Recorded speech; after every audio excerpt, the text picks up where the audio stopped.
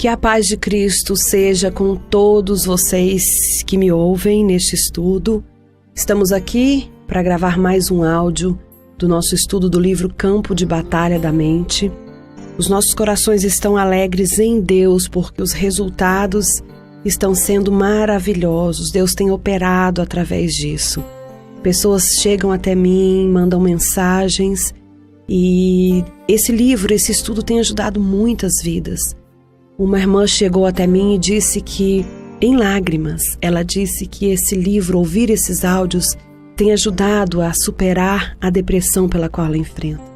Então nós sabemos que não é um simples estudo, não é um simples ouvir os áudios.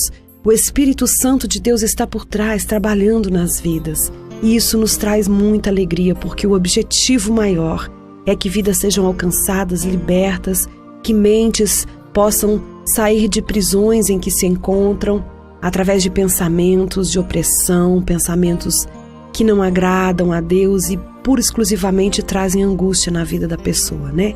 Então vamos para mais um estudo. O desejo do meu coração é que você esteja bem e que essa semana seja abençoada pelo Senhor na sua vida. Amém? Vamos para mais um áudio do livro Campo de Batalha da Mente.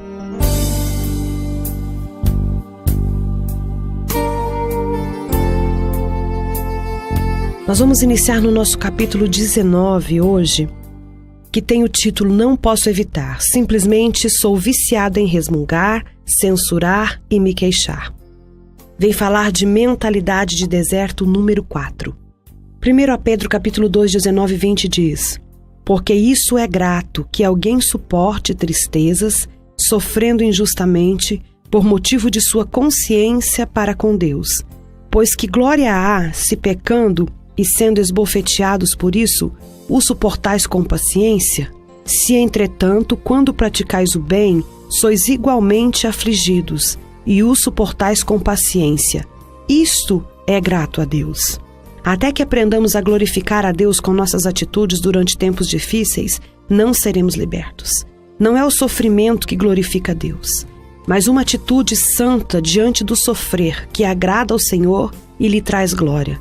Se vamos obter desses versículos o que Deus quer que tenhamos, teremos de lê-los vagarosamente e digerir cada frase e cada sentença completamente. Admito que os estudei por anos tentando entender por que agravava tanto a Deus ver-me sofrer quando a Bíblia declara claramente que Jesus levou meus sofrimentos e dores da punição. Passaram-me muitos anos antes que eu percebesse que o foco desse versículo em 1 Pedro não é o sofrimento, mas a atitude que alguém deveria ter no sofrimento. Observe a palavra pacientemente, usada nesta passagem, que diz que se alguém nos trata mal e nós suportamos pacientemente, isso é agradável a Deus. O que o agrada é nossa atitude paciente e não o sofrimento. Para nos encorajar em nosso sofrimento, somos exortados a ver como Jesus lidou com os ataques injustos endereçados a Ele. Temos que ter Jesus como nosso exemplo. 1 Pedro 2, 21 e 23 diz: porquanto para isso mesmo fostes chamados, pois que também Cristo sofreu em vosso lugar, deixando-vos exemplo para seguirdes os seus passos, o qual não cometeu pecado nem dolo algum se achou em sua boca. Pois ele, quando ultrajado, não revidava com ultraje quando maltratado, não fazia ameaças, mas entregava-se àquele que julga retamente. Jesus sofreu gloriosamente, silenciosamente, sem queixa, confiando em Deus, independentemente de como estavam as coisas. Ele permaneceu o mesmo em toda situação. Ele não respondeu pacientemente quando as coisas eram fáceis e impacientemente quando as coisas eram difíceis ou injustas. A passagem acima nos permite saber que Jesus é nosso exemplo e que Ele veio para nos mostrar como viver. Como nos comportamos diante de outras pessoas, mostra-lhes como elas deveriam viver. Ensinamos nossos filhos mais pelo exemplo do que pelas palavras. Devemos ser cartas vivas lidas por todos os homens, luzes iluminando brilhantemente em um mundo escuro. Somos chamados à humildade, à submissão e à paciência. Veja o que diz Efésios 4, do 1 ao 2. Rogo-vos, pois, eu, o prisioneiro do Senhor, que andeis de modo digno de vocação a que fostes chamados, com toda humildade e mansidão, com longanimidade, suportando-vos uns aos outros em amor. Há algum tempo atrás, em nossa vida familiar, havia uma situação que serve como um excelente exemplo da minha visão sobre sofrer humilde, submissa e pacientemente. Nosso filho Daniel tinha acabado de retornar de uma viagem missionária à República Dominicana. Ele voltou com uma séria erupção nos braços e várias feridas abertas. Tinham-lhe dito que era a versão dominicana de urticária. Parecia tão mal que sentimos que precisávamos confirmar o que era. Nosso médico da família estava fora aquele dia. Então marcamos uma consulta com o médico que o estava substituindo. Nossa filha Sandra telefonou e marcou uma consulta. Disse-lhe como Daniel estava, que ela era sua irmã e o levaria ao consultório. Nós todos estávamos muito ocupados naquele dia, inclusive Sandra. Depois de dirigir 45 minutos, ela chegou ao consultório onde lhe disseram: desculpe-me, mas é nossa norma não atender menores desacompanhados de um dos pais. Sandra explicou que quando ligou, ela tinha dito especificamente que estaria trazendo seu irmão, que ela frequentemente o levava ao médico por causa das nossas viagens. A enfermeira manteve-se firme em que ela precisava ter um dos pais com ele. Sandra tinha a oportunidade de sentir-se irritada. Ela havia se esforçado para acrescentar essa incumbência ao seu já apertado esquema apenas para descobrir que seus planejamentos e esforços foram todos em vão. Ela tinha outros 45 minutos de viagem de volta esperando por ela, e tudo parecia um grande desperdício de tempo. Deus a ajudou a manter-se calma e amável. Ela chamou Dave, que estava visitando a mãe dele, e ele disse que viria e cuidaria da situação. Dave sentiu-se direcionado a passar pelo nosso escritório e a apanhar alguns dos meus livros e fitas, sem mesmo saber o que faria com eles. Ele apenas sentiu que deveria apanhá-los. Quando ele chegou ao consultório do médico, a mulher que estava registrando os pacientes perguntou a Dave se ele era um ministro e se era casado com Joyce Meyer. Ele respondeu que sim, e ela disse que tinha me visto na televisão e tinha ouvido tantos nomes das pessoas da família que imaginou que poderia ser a mesma pessoa. Dave conversou com ela um pouco e deu-lhe um dos meus livros sobre cura emocional. Meu motivo em contar-lhe essa história é que se Sandra tivesse perdido a calma e ficado impaciente, seu testemunho ficaria marcado, se não arruinado. Na verdade, poderia ter causado um dano emocional à senhora que me assistia na televisão, e então observar a minha família comportando-se mal. Muitas pessoas no mundo estão tentando encontrar Deus, e o que nós lhe mostramos é muito mais importante do que o que lhe estamos dizendo. É importante, é claro, que verbalmente compartilhemos o Evangelho, mas fazer isso e negar o que dizemos com nosso comportamento é pior do que não dizer nada.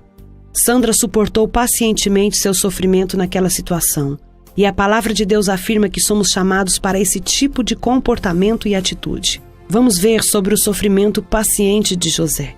Salmo 105, 17 e 19 diz: Adiante deles enviou um homem, José, vendido como escravo, cujos pés apertaram com grilhões e a quem puseram em ferros, até cumprir-se a profecia a respeito dele e tê-lo provado, a palavra do Senhor. Como um exemplo do Velho Testamento, pense sobre José, que foi injustamente maltratado por seus irmãos. Eles o venderam como escravo e disseram ao seu pai que ele havia sido morto por um animal selvagem. Nesse meio tempo, ele foi comprado por um homem rico chamado Potifar, que o levou para sua casa como escravo. Deus concedeu graça a José onde quer que fosse, e logo ele recebeu o favor do Senhor. José continuou sendo promovido, mas outra coisa injusta lhe aconteceu. A esposa de Potifar tentou induzi-lo a ter um caso com ela, mas como era um homem íntegro, ele não quis nada com ela. Mentindo ao seu marido, ela disse que José a tinha atacado e que o levou a ser preso por algo que ele não havia feito.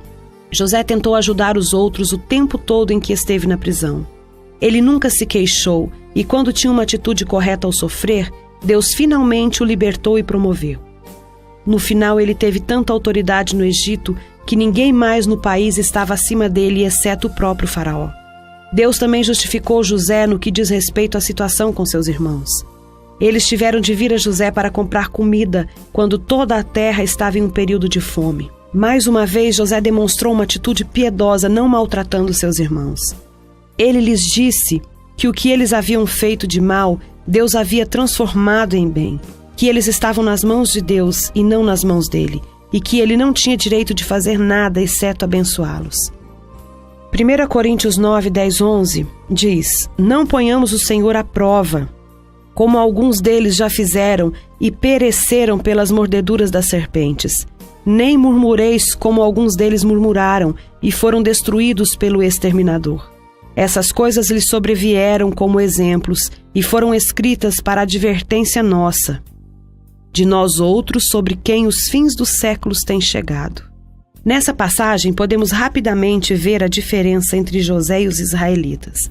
Ele não se queixou de forma alguma, e tudo o que eles fizeram foi lamentar-se sobre cada pequena coisa que não saía do jeito deles.